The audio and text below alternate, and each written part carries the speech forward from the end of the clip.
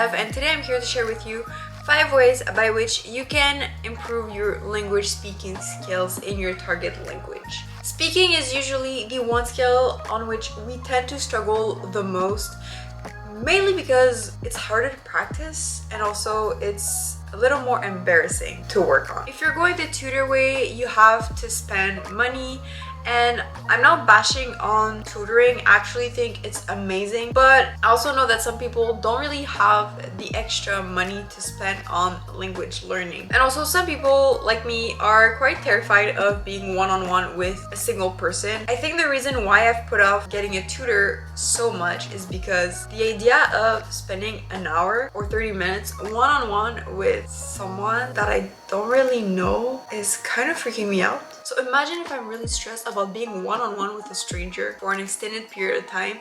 Imagine how worse it's gonna be once I put speaking a foreign language on top of that. Can't deal with that. No! God, please, no! No!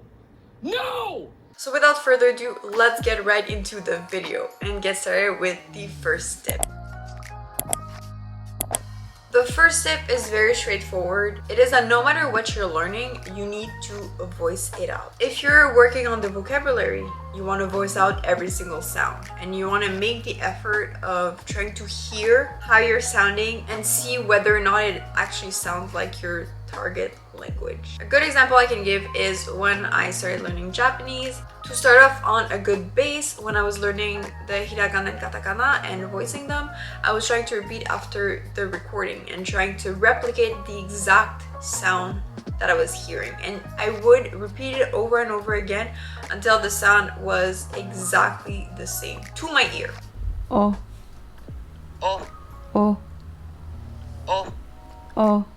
Let's go a step further. If you're past the stage of learning the alphabet and learning the sounds, you need to voice out vocabulary. This can be done in multiple ways. If you're learning your vocabulary through a list, you can use a platform like Google Translate or Papago just to hear the pronunciation. It's not going to be perfect, but it's an easy way to find every word. A step further would be to just use an online dictionary because they usually have a voice recording. Now, if you're a fan of flashcards like I am, you can also use that for the voice practice.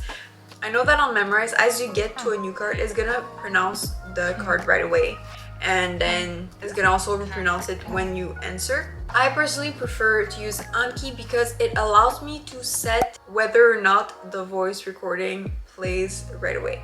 When I started learning Korean vocabulary, I played the recorded sound right away because I wanted to make sure to not mispronounce the word.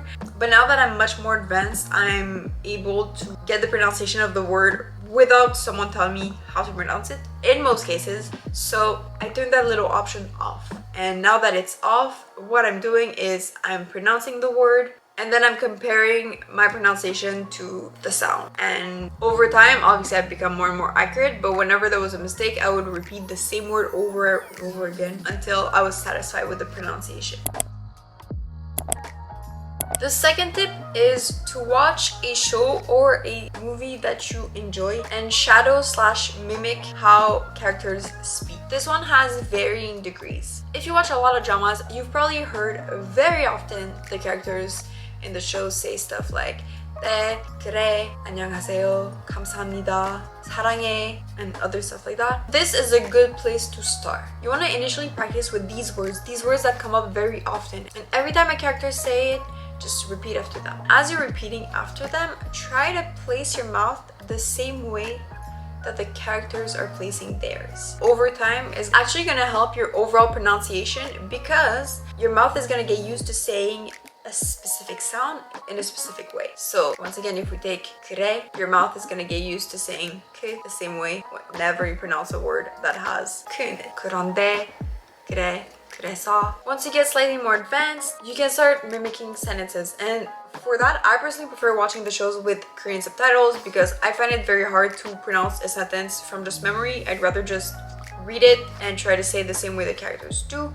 This one requires a lot more pausing, so it can be a lot more annoying, but you want to move from words to small sentences, not just from words to entire monologues.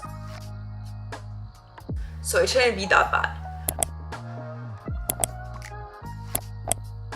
The third point is find a celebrity you like that is native in your target language and try to mimic the way they speak. You're probably already consuming content in your target language, whether it's YouTube videos or TV shows or movies or even music. And so try to find a person whom you like the way they speak. It can be the tone of their voice or just the way they act or whatever. Something that just draws you to them, and then watch a ton of interviews.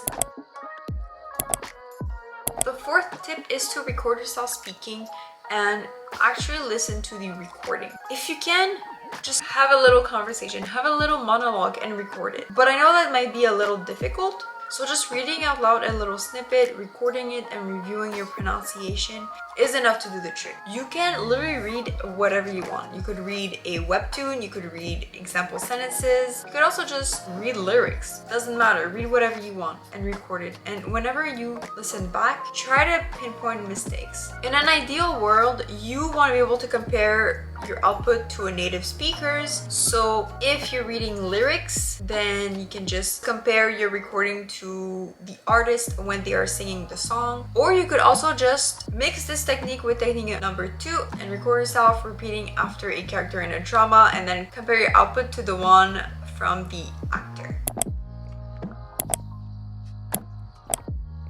The fifth and last tip is to sing along to songs.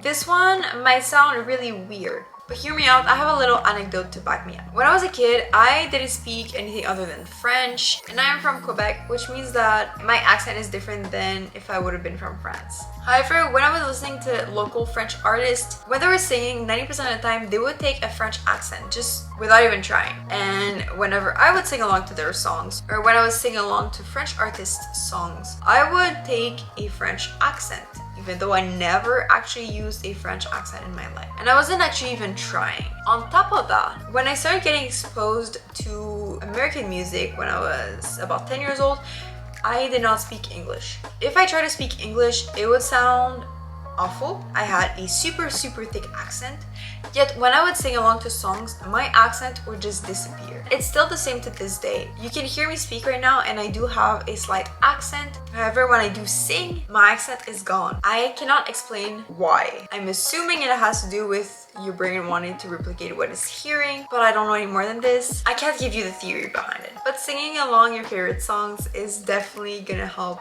you get used to the shape your mouth has to take when saying words. I hope you enjoyed this video, and if you did, don't forget to leave a like, to leave a comment, and also to subscribe to my channel because I do post a new video every single week.